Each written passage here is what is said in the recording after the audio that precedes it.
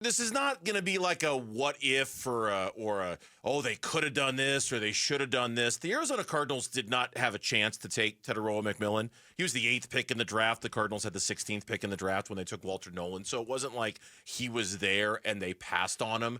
And it was only a 4-second soundbite, but it was interesting given that he's got local connections, Gambo.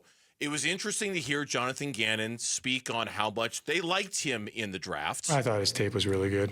Again, and he showed it week 1, too. Yeah, so they didn't have a chance to take him, but Nick Rawlis spoke very highly of him yesterday. Will Johnson, I got all this sound. I'll play it here in a minute. Will Johnson spoke very highly of him today at practice. It's clear they've got a lot of respect for the rookie wide receiver out of Arizona that they're going to be facing this week in week 2. Yeah, and look, we knew him from college. We knew he was fantastic. He really popped in that first week. And listen, as we say, if you're in a close football game, any big-time play, he's got the ability to make big-time plays. He's a dynamic wide receiver, top 10 pick in the draft. Probably one of the few good things that happened to Carolina last week. They didn't score the first touchdown till the 4 minutes left in the game. They only scored 10 points. We know how bad their defense is, but they've got something special with this kid. At least they believe they do. And if the first game was any indication, they may be right. But yes, you're going to have to be aware of him. But look, I was concerned last week about Shaheed and his ability to get down the field and make big plays. I believe he's only 2 other players in the last 4 years have more 40-plus yard touchdowns than he does. And I thought the Cardinals did a great job of bottling him up and not letting him get off. And I think that's your focus this week. Even though he's a rookie and not a veteran, I think as you put your game plan together, you're aware of McMillan, and you want to make sure that you limit his ability to hurt you. You read my mind. Here's more Jonathan Gannon on the threats offensively from Carolina that they're going to have to deal with on Sunday. Well, offensively, their quarterback's a good player, and he can beat you with his arm and his legs. They got a couple good skill guys, and their O-line is really good, really good. They play to their numbers. There's no doubt about that. Robert Hunt's one of the best in the world, in my opinion.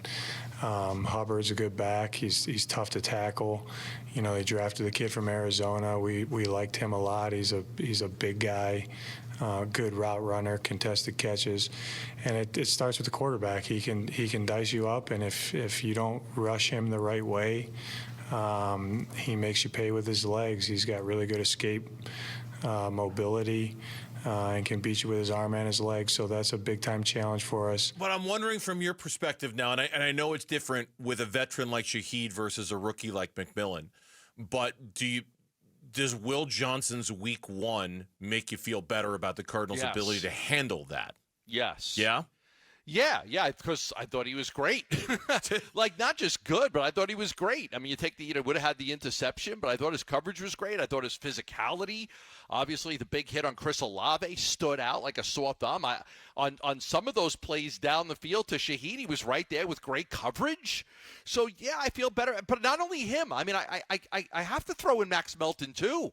I mean, because, we're raving about Will Johnson. He was the rookie, and we're all expecting him to be great. But I thought Max Melton had a hell of a game, too. I was concerned overall about the cornerbacks and, being without the veterans. And should Monty go out there and go sign a veteran just to have one? But he, again, to Monty's credit, he's got a lot of faith in his guys.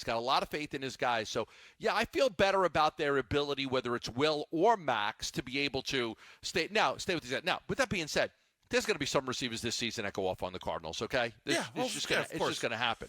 But I feel better about the Cardinals, that it's not going to be a week-in, week-out thing, and that the Cardinals are going to have the guys that can shut them down. Here's Will Johnson talking about T-Mac. Yeah, I was training with him all pre-draft, got really close with him.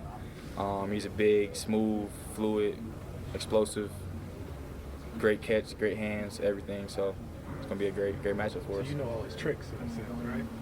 A little bit, I guess. They're trying to put words in his mouth a little bit. Nick Rawlis yesterday on T-Mac. I think he showed that he's going to be a player. He's good. He's long. He's smooth at the top of the route, and he's going to win contested catches. So they have a good offense in place over there, and he's definitely a guy that we got to be able to take away. It's funny, and not for nothing, Gambo, as you would say.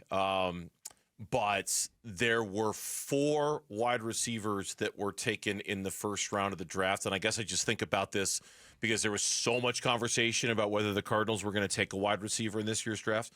There were 4 wide receivers taken in the first round. The Cardinals will see all of them this year. They'll see. How about that? They'll see all 4. They'll see Really? Yep. They'll see Travis Hunter with the Jags. They'll see T-Mac this week with the Panthers. They'll see Emeka Ibuka with Ohio State and the Tampa Bay Buccaneers. And then they will see Matthew Golden, the receiver with the Green Bay Packers, the rookie out of Texas, who, of course, ASU fans remember him. So for what it's worth, we try to forget him, by the way. I know. I almost didn't say his name because I thought try not to say his name. I know. I probably shouldn't have. But when we have this, then the first wide receiver taken in the second round, they'll see with the Houston Texans too. So they're going to get T-Mac wasn't a reminder, but just about every other wide receiver they're going to play this year is a potential little reminder of, hey, should you have drafted a wide receiver? Should you have gone? And again, T-Mac they couldn't have gotten. Travis Hunter they couldn't have gotten. But there are many other opportunities they had to take a wide receiver. And much like you said a second ago about believing in the young guys that they've got, they did the same thing at the wide receiver position. They believed in the guys that they got. They didn't do anything additional at that position at all other than bringing back Zay Jones. They didn't. They went out and got no one new there. Yeah, it's just if it works out, great. I mean, I understand that you and some people are like, they're not spending the. I don't think it's about the money. I don't think it's about. I mean, a lot of these guys you can get on the cheap now. You could have got a veteran cornerback on the cheap. You could have got a veteran wide receiver on the cheap. Okay, there's a lot of guys that were looking for jobs, right before training camp started and would have taken less money. So this isn't a money thing. This is a belief in the guys that they have thing. This is a belief that, I've been here for 3 years now. I'm ready to I built this team up. I built it up with the guys that I believe in, and I'm going to roll with them. Yeah, well, especially look at the cornerback position. Will Johnson, second round. Max Melton, second round, right? Garrett Williams, third round. Wide receiver position. Marvin Harrison Jr., first round.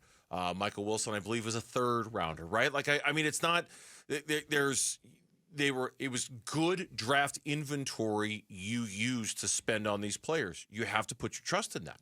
You have to put your faith in that and believe that you knew what you were doing when you drafted them and that they were ready to take this leap. And by not getting those guys, that's what you've done. And yeah, you're right. There are going to be wide receivers who it's not going to be a perfect equation every single week. But it's certainly another good test for Will Johnson and for Garrett Williams and for Max Melton, and I'm looking forward to see how they do. Right. In another test like this. Yeah, sure. Yeah, it's be and then maybe next week will be I don't know if Ayuk's going to be back, but you'll have another test next week, and then there'll always be a test. But what I feel better about more than anything is and like I said, there are going to be the Cardinals are not going to go the entire season without a receiver having 100 yards against them. Okay, but I feel better about their ability to limit the amount of 100-yard receivers, their ability to limit the damage that these guys can do. Thanks for watching Burns and Gambo. Click to see more from the guys and hit the button in the middle to subscribe so you never miss a video from Arizona sports.